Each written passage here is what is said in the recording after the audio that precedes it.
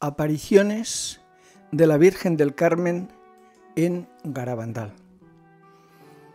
Empiezo este relato poniendo dos libros para hacer constar que aunque efectivamente no he sido testigo directo de las apariciones en Garabandal, he leído prácticamente todo lo que se ha publicado sobre Garabandal y he pasado largas temporadas en el pueblo, especialmente entre los años 67 y 70, hablando con los habitantes del pueblo y recabando información, constatando las informaciones personalmente.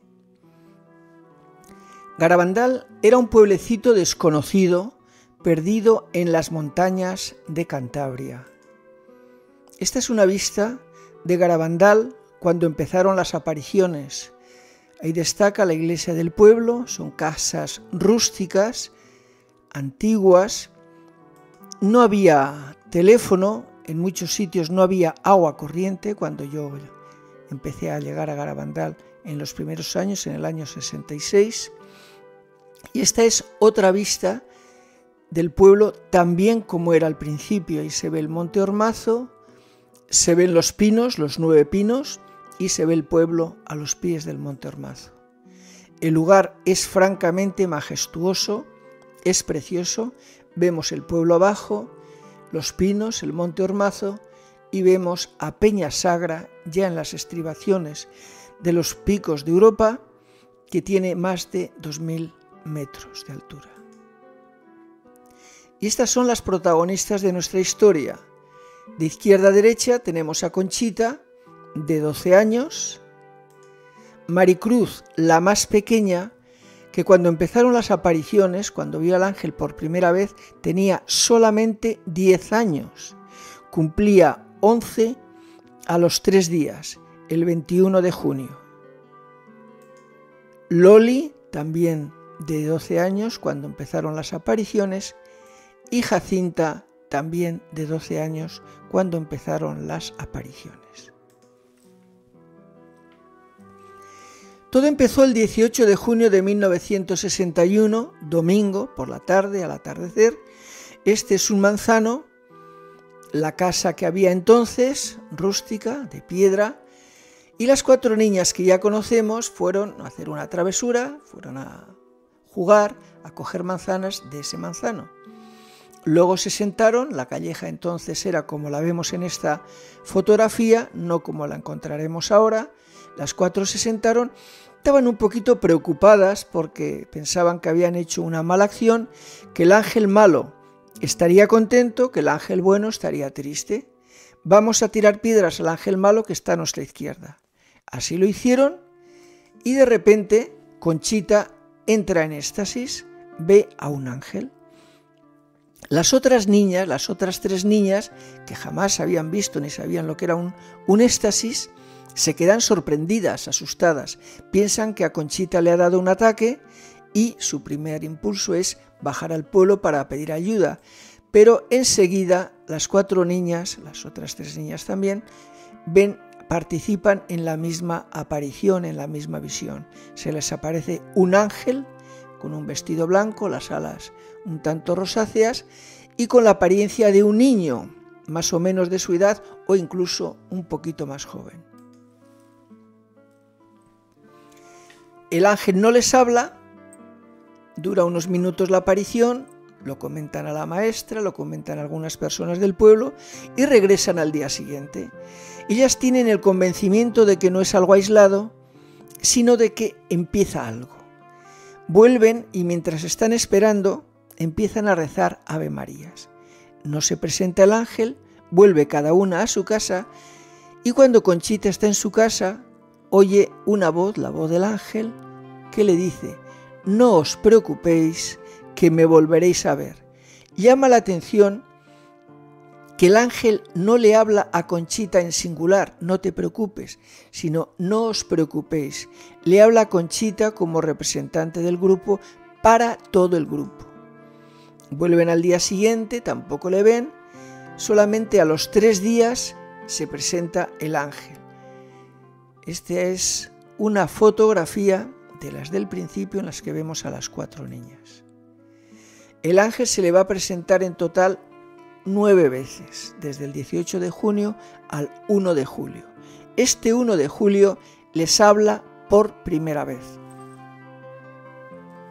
San Miguel les dice: vengo para anunciaros la visita de la Santísima Virgen bajo la advocación de Nuestra Señora del Carmen. Hago constar que la Virgen se aparece el 2 de julio, día domingo también, en que se celebraba la visitación de la Santísima Virgen a su prima Santa Isabel, cuando la Virgen se va presurosa, se va con prisas a la montaña. Garabandal es una montaña, y así es el título de uno de los libros sobre Garabandal, escrito por el padre Pesquera. Se fue con prisas a la montaña. La Virgen se presenta, como vemos en este dibujo, en esta fotografía, de azul y de blanco, visión celestial, la Virgen del Carmen en Garabandal. Sinceramente sorprendió mucho que las niñas dijeran que la Virgen se aparecía como Virgen del Carmen y sin embargo no vistiera de marrón sino de azul y de blanco. Pero las niñas tenían razón, porque cuando la Santísima Virgen se aparece a San Simón Stock, el reformador de la Orden Carmelitana, el 16 de julio de 1251, bajo la advocación de la Virgen del Carmen, se le aparece exactamente así: vestido blanco, manto azul. Y así la vemos, así está en esta imagen, que está en Tierra Santa, en el Monte Carmelo. Es decir, las niñas acertaron plenamente, a pesar de no saberlo, de que la Virgen del Carmen lleva vestido blanco y manto azul.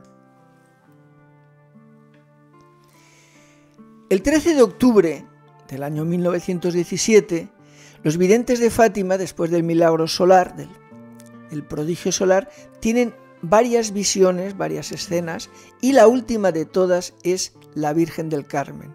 Y la Virgen del Carmen, así lo atestiguó Lucía, se despidió diciendo: adiós hasta San Sebastián de España.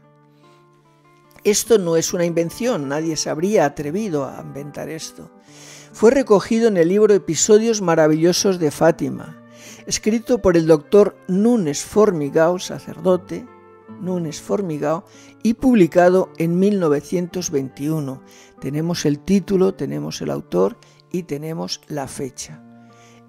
Esta es una estatua del padre Nunes Formigao, que murió en Fátima, que está introducida su causa de beatificación, que fue testigo de las apariciones, llegó a Fátima mientras estaban produciendo las apariciones y fue confidente de los videntes, de los 3 niños, por lo tanto es una persona muy bien informada. Y también tuvo conocimiento de esta cita Monseñor Pereira Venancio. Fue obispo de Leiría, Fátima, durante 14 años y fue amigo personal de Conchita. Aquí les tenemos en una foto a Conchita y a Monseñor Pereira, que ya descansa en el cielo. Precisamente el pueblo de Garabandal se llama San Sebastián, y los habitantes de San Sebastián de Garabandal no se refieren al pueblo como Garabandal, sino que se refieren siempre al pueblo como San Sebastián. Adiós hasta San Sebastián, España. El patrón de San Sebastián de Garabandal es San Sebastián. Y curiosamente, las apariciones de la Santísima Virgen se sucedieron asiduamente desde el 2 de julio, como acabamos de ver, de 1961 hasta el 20 de enero de 1963, festividad de San Sebastián, patrono de Garabandal, que como vemos en esta fotografía ha presidido siempre el altar de la iglesia parroquial de Garabandal. Esta es una reconstrucción de cómo fue la primera aparición de la Virgen. Se presentó ella con el niño Jesús, luego veremos la descripción, pero iba acompañada de 2 ángeles. Hemos visto cómo San Miguel la precedió, fue el que anunció la venida, la visita de la Santísima Virgen, y el otro ángel que decían las niñas que parecía gemelo, que era igual, no dijo quién era, ninguno de los dos hablaron en esta aparición, pero todos hemos pensado o han pensado que seguramente sería el arcángel San Gabriel. Y esta es una descripción de la Santísima Virgen hecha por Conchita en su diario y que vamos a leer ahora. La Virgen viene con el vestido blanco, el manto azul, corona de estrellucas dorada, no se le ven los pies, las manos estiradas, con el escapulario en la derecha. El escapulario es marrón, el pelo largo, color castaño oscuro, ondulado, la raya en el medio. Yo también he leído la raya en el medio. La cara alargada, la nariz alargada, fina, la boca muy bonita, con los labios un poquito gruesos. El color de la cara es color trigueño, más claro que el ángel, diferente. La voz muy bonita, una voz muy rara, no sé explicarla. No hay ninguna mujer que se parezca a la Virgen, ni en la voz, ni en nada. Algunas veces trae al niño en brazos, muy chiquitín, como un nene recién nacido. Y ahora vamos a ver algunas instantáneas de los primeros éxtasis, de las primeras apariciones. Aquí vemos a las 4 niñas. Primero vemos a Maricruz, a su lado Jacinta, Conchita un poquito más atrás y a continuación Loli. Esto es lo que se llamaba el cuadro en La Calleja, donde fueron las primeras apariciones. Pusieron unos troncos para separar a las videntes de los peregrinos, de los curiosos que llegaban a Garabandal, que cada vez eran más numerosos. Y cerca de las videntes pues estaban sus familiares, algunos familiares, sacerdotes, seminaristas, médicos, etc. Hemos de fijarnos sobre todo en la expresión del rostro, aunque parece, y efectivamente es así, que no miran al mismo sitio, lo que ven es exactamente lo mismo. Cada una lo expresa o lo recibe dependiendo de su propia personalidad. Mirad, las apariciones que se producen en Fátima, en Lourdes, en Garabandal, están muy bien explicadas en el documento que escribió el cardenal Ratzinger, explicando el mensaje, el secreto de Fátima, en el que alude a cómo son los distintos tipos de apariciones y de visiones, y lo describe perfectamente, y habla también de que cada vidente, cada instrumento lo recibe según su propia personalidad. Aquí vemos cómo coincide plenamente la expresión de los rostros. En la foto de arriba están todas sonrientes, en la de la derecha lo mismo. Aquí vemos abajo a la izquierda a Loli y a Conchita. Están todas con la misma expresión porque ven absolutamente lo mismo. Y entre ellas, no, el foco visual no se ven unas a otras. ¿Por qué creemos que los éxtasis eran auténticos? Hay muchísimas pruebas. Aquí vamos a poner solo unas cuantas, más adelante en otro apartado pondremos otras. Instantaneidad de las caídas. Las niñas caían de golpe de rodillas al suelo, sobre piedras, que luego veremos, sobre las piedras de La Calleja o en otros sitios. De hecho, hay filmaciones de cámaras Super 8, que era lo que existía entonces, en la que solamente se ven 2 fotogramas. Uno en el que las niñas están de pie y otro en el que las niñas están de rodillas. No se conseguía captar el fotograma o los fotogramas intermedios. La caída era instantánea. Totalmente absortas en su visión, en su éxtasis, aisladas de los estímulos exteriores. Caían de golpe, se hacían daño, no tenían el menor gesto de dolor, sí les dejaba marca. Les hicieron muchas pruebas, pincharlas, pellizcarlas, etc. Incluso, no sé si lo consiguieron, intentaron quemarlas. y por supuesto que las niñas no respondían en absoluto a estos estímulos exteriores. Sí respondían cuando alguien les entregaba un rosario, un crucifijo, que sí que lo recogían. Nadie conseguía moverlas o levantarlas. Me contaron algunos testigos cómo durante la aparición intentaban no ya moverlas o levantarlas, sino separarle los dedos de la mano o quitarles algo que tuvieran en las manos, y no lo consiguieron, no lo conseguían. Decían algunos que parecían que eran bloques de hierro o de piedra. Sin embargo, entre ellas se levantaban con suma facilidad, como plumas, es una expresión que recogí de alguno de los testigos. Aquí he puesto testimonio de Marcelo, hermano de Jacinta, que nos contaba, y además lo ha repetido recientemente, como un amigo suyo acostumbrado a levantar sacos de unos 50 kilos de peso, dijo que yo no levanto a tu hermana cuando esté en éxtasis. Vamos, por Dios, no me digas eso. Entró en éxtasis Jacinta con otra niña, se acercó, el forzudo que levantaba con suma facilidad sacos de 50 kilos, intentó levantar a Jacinta en éxtasis, una niña, como hemos visto, pequeña, normal, de 12 años, no consiguió ni moverla. No se aceleraba su pulso en las carreras estáticas. Carreras estáticas es cuando, estando en éxtasis, corrían. Luego veremos diapositivas de marchas estáticas. Las carreras era cuando ya no marchaban, sino que corrían. Y al acabar, algunos de los médicos les tomaron el pulso y vieron que el pulso estaba normal, que no se aceleraba. Eso es médicamente imposible.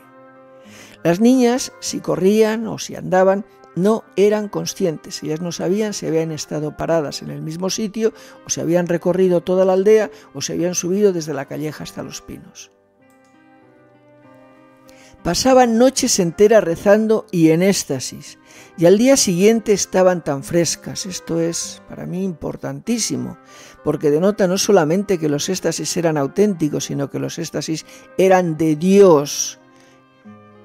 El demonio puede hacer muchas cosas, hay trances demoníacos, pero el que los tiene sufre y no puede estar mucho tiempo sin que se resienta su naturaleza, incluso cuando salen. Las niñas era al revés, todos los que las acompañaban estaban cada día más cansados, el cansancio se acumula, y ellas cada vez estaban más frescas. Las llamadas lo he incluido aquí también como prueba, porque como las niñas tenían muchas apariciones por la noche, la Virgen les dijo que por la noche se ofendía mucho a Dios y que por eso se aparecía por las noches. Sus papás, como no sabían, la Virgen a veces les avisaba durante la aparición de que se iba a aparecer y otras veces no. Entonces, la Virgen les dio las llamadas, que eran como unas mociones interiores, y ellas interiormente, en la primera llamada, sabían, la que tenía la llamada, que iba a ver a la Virgen. La segunda les decía que esa aparición estaba cerca, y la tercera era como una llamada para que salieran corriendo. Cuando supieron esto, como siempre estaban haciendo como pruebas, sobre todo don Valentín, para cerciorarse plenamente de que aquello no lo inventaban las niñas, pues separaron a las niñas de dos en dos, dos en una casa, dos en otra. Las niñas no tenían reloj. Y efectivamente tienen la primera llamada y salen dos niñas corriendo, salen las otras dos niñas corriendo y se encuentran las cuatro niñas en la misma aparición. Con lo cual he puesto también las llamadas como una prueba más de la autenticidad de los éxtasis. Esta es la Calleja, como la encontraremos ahora. Vimos que en las fotos de la primera aparición, de cuando se apareció el ángel, había muchas piedras sueltas. Pues bueno, sobre esta superficie tan dura era donde las niñas caían, al entrar en éxtasis, caían de golpe contra el suelo sin el más mínimo gesto de dolor. Y no una vez, sino muchas veces. Se oía el golpe, se oía el chasquido. He dicho que efectivamente sí les quedaban marcas, pero jamás sentían dolor, ni durante el éxtasis ni después. Una de las niñas, en concreto Conchita, me lo contó su tía Maximina, Una de las veces, por la mañana, las niñas durante un tiempo iban a rezar el rosario, muy de madrugada, había nevado, iba Conchita, le acompañaba Maximina, y estaba todo nevado. Tanto es así que la nieve le cubría hasta la cintura, estando de rodillas. Conchita cae de rodillas, entra en éxtasis y decía antes que ellas no eran conscientes de si se movían o no se movían. Empieza a avanzar de rodillas hasta subir arriba a los pinos. Me decía Maximina que ella la seguía en el surco que Conchita dejaba abierto. Aquí tenemos a las 4 niñas, Maricruz a la izquierda, Conchita, Jacinta, Loli, y vemos como una de las personas intenta girar, pone su mano en la mandíbula de Maricruz, intenta girar, mover su rostro, sin conseguirlo, por supuesto. No te vaigas, que no has estado más que un minutín. Decía antes que las niñas no tenían reloj, eran pobres, de esa edad, ellas, seguramente ninguna niña de esa edad en el pueblo, incluso mayores, tenían reloj, y se les oía decir, las niñas hablaban con la Virgen como en susurros, se les oía, y hay grabaciones, no te vaigas, cuando la Virgen se despedía, que no has estado más que un minutín. ¿Qué? ¿Que ya llevas 1 hora? Y miraban al reloj y efectivamente había transcurrido exactamente 1 hora. Las niñas no eran conscientes del tiempo que pasaba. Les parecía efectivamente que esa hora había sido solamente un minutín.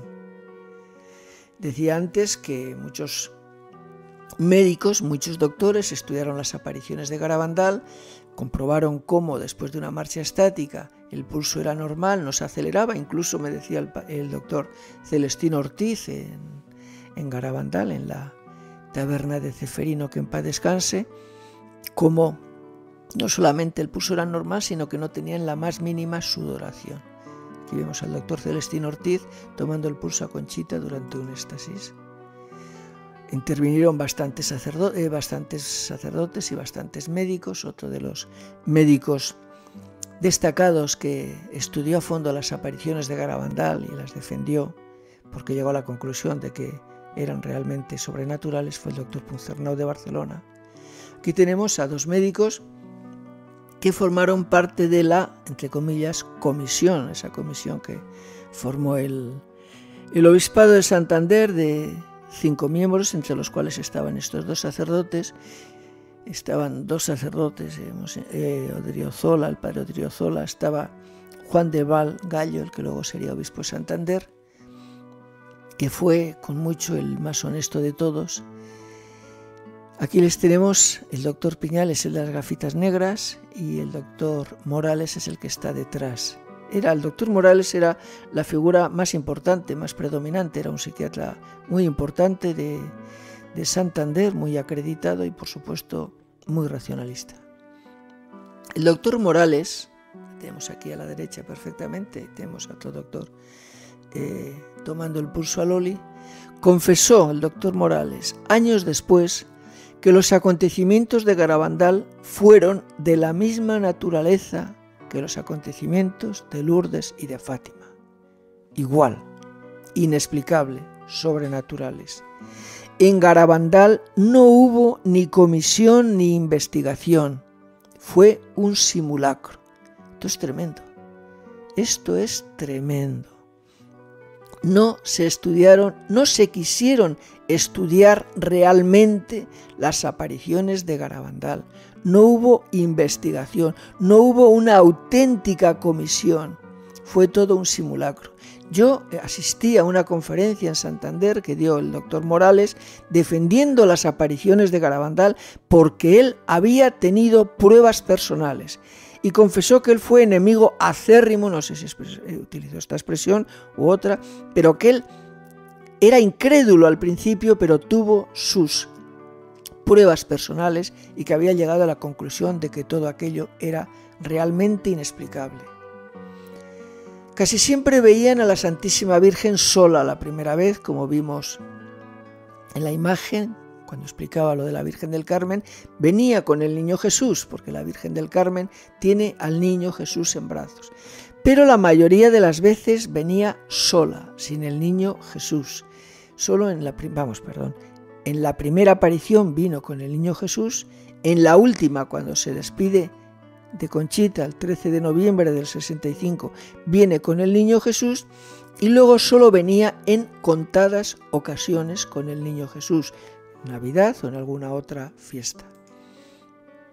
Esta es la imagen que más me gusta, es la primitiva imagen de la Virgen de Garabandal, las 12 estrellucas que decíamos antes, el escapulario en la mano derecha, el vestido cuajado de estrellas, el manto azul que le cae por los hombros, lleva la cabeza descubierta, el pelo castaño oscuro, ondulado, raya en medio. Ahí tenemos a Isabel Daganzo, la pintora, la autora de este cuadro, y esta es la imagen que más me gusta, por supuesto, quizá porque es la primera que vi, la que me ha acompañado siempre. En el año 66 me regalaron una teja con esta misma imagen, superpuesta en la teja. Pues bien, en todas las casas donde he vivido, siempre he encontrado una esquina con un clavo ya puesto y el lugar exacto para colocar esta teja. Siempre.